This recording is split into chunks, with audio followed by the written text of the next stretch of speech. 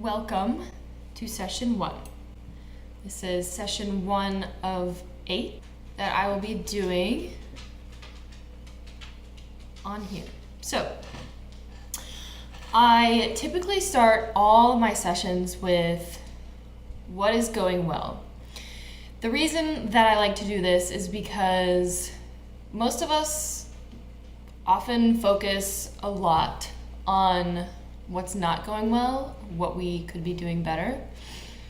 And while that's fine, and that's how you grow, is by assessing what you could be doing better, I think it leaves us feeling demotivated. On the other hand, when we focus on what is going well, we feel motivated and inspired to keep making progress, keep creating more of those things that make us feel good. So what's going well? I realize this is a video and I can't hear you, but why don't you just call your mom and say, I'm going to tell you all the things that's going well, or tell your honey what's going well for you. Attention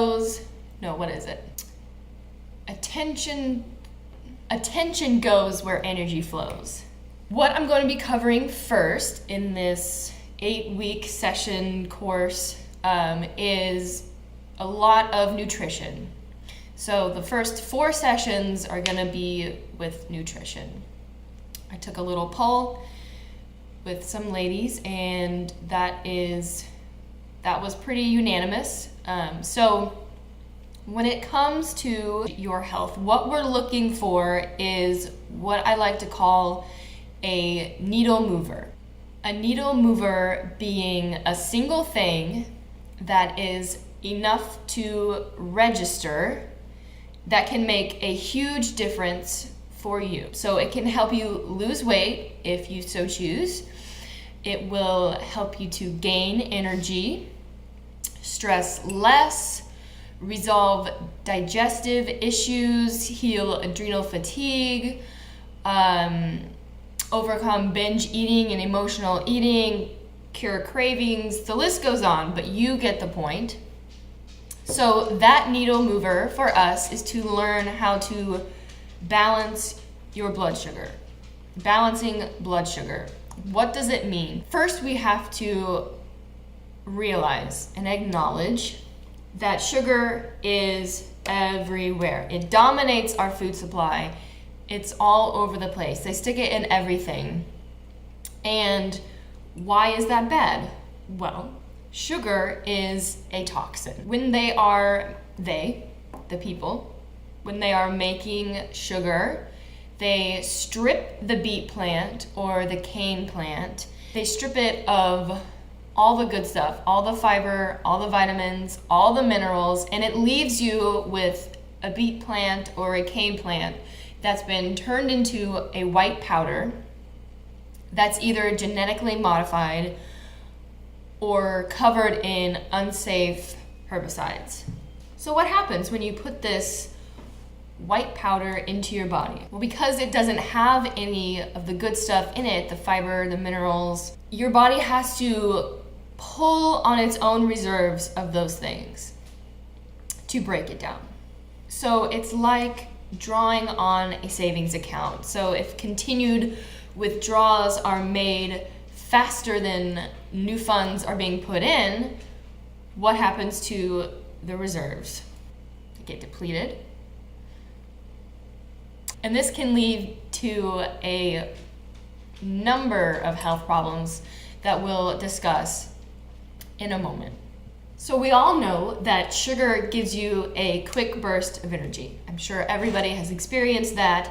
It spikes your blood sugar, and that's usually followed by a crash in your blood sugar. So your brain uses about 50% of your blood sugar at any given time. So any drastic rise or fall in your blood sugar causes your brain to flip out. To your brain, to your body, this is an emergency situation. So what does your body do? Your brain sends a signal to your pancreas to secrete the hormone called insulin. So insulin brings your blood sugar back down. But the problem is we have spent a lifetime eating these foods that spike our blood sugar. I was notorious for always having York peppermint patties during high school. All the time I would have them. My mom would pack them, bless her, in my lunchbox. So I did it too. I was eating those things, bagels, crackers, sugary cereal, stuff like that. All the processed carbohydrates. That's what we grew up on. So our body has gotten really used to secreting the insulin, bringing our blood sugar back down, but it often sends out too much. Your body's doing its job too well. So it doesn't just bring it back down into balance, it often sends out too much insulin and you dip way down. So you've had a blood sugar crash. What does your body crave? Your body craves sugar to bring it back up. So there it goes, up and down constantly. I call this the blood sugar roller coaster. The blood sugar roller coaster causes enormous amounts of stress to your body. Like I said, it's an emergency situation. It's stressful on your system. Initiating the stress response on a regular basis. We all know that stress is bad. For me personally, when I'm stressed out, I don't go to the bathroom. You know. What does it do to you? Go ahead and stick it in the comments. These are just a couple examples of what stress does to your body that you may or may not have noticed in yourself. So the first one that we all probably know about is increased cortisol production. We hate cortisol. Cortisol is associated with weight gain, typically in the mid region, in your belly, inability to lose weight or gain muscle. It causes premature aging, decreased nutrient absorption, which means increased nutrient excretion, decreased in gut flora, that's with digestion. The list goes on. So as you can see, balancing your blood sugar is huge. It's big. So there are several ways to balance blood sugar. Thank you for sticking with me on all of that information. I tried not to throw a bunch at you, but the next 4 sessions all are stemming from that information. So there are several ways to balance your blood sugar. That's what we'll be talking about. But the one that I would like to discuss today is counting ingredients, not calories. So forget tracking points, forget counting your calories, focus on reducing your chemical count. When you eat more high quality, real food, naturally the processed, the low quality food begins to fall away. So that's why counting ingredients, not calories, will help you to balance your blood sugar.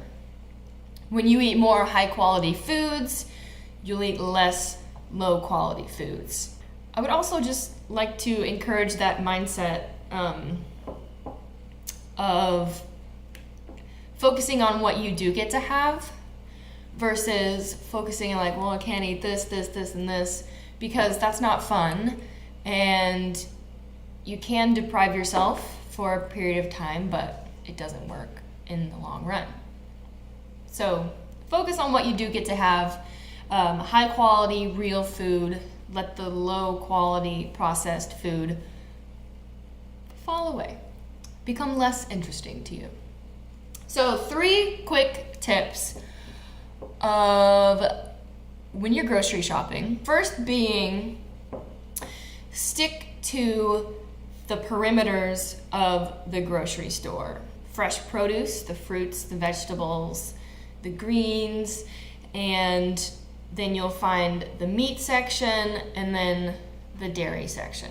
Disclaimer, I'm vegan, but that's not what I'm not preaching veganism here. So stick to the parameters as best as you can. Now, I realize you're gonna have to go through the aisles. I do too. Find labels with the fewest ingredients. So the fewer the ingredients, the less processed it is. And then third is to buy organic if you can. Some important things to know when you are considering buying organic is if you're unable to, if you can't afford it, then it's better to eat the non-organic fruit and vegetables. Make sure you're getting your vegetables rather than, well, it's not organic, so I'll just eat something else. So stick to the parameters of the grocery store. Find labels with the fewest ingredients and buy organic if and when you can. On the screen, you will see two of the same products. So this one is Jimmy Dean Premium Original Pork Sausage Patties, and you can see all of those ingredients there. Some of them, I don't even know what they are, BHA, BHT, I don't know what that stuff is. And then Applegate Farms Natural Chicken and Sage Breakfast Sausage. We can identify all of those ingredients. We all know what those ingredients are. Next on the screen is Pringles Original Flavor Potato Chips.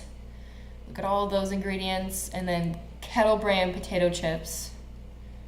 Like 4 ingredients there.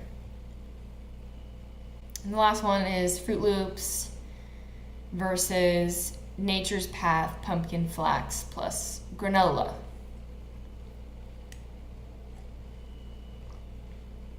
So next time you're looking at labels, just keep that in mind. Focus on counting ingredients, not calories, is number 1. Number 2, stick to the perimeters of the grocery store. Action step number 3 is start to brainstorm ways that you can make your favorite meals or your family's favorite meals with fewer ingredients.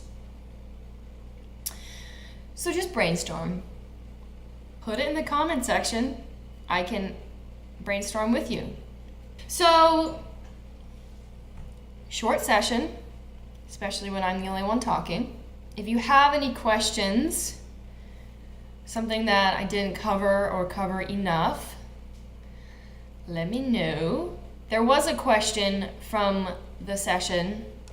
It was a really good question. How do you know if the organic labels are true? How do you know if what says organic is really organic? So I'm going to do some research and I'm going to maybe try and find an article and post the article for you to read. But other than that, that's all I have. So to your health.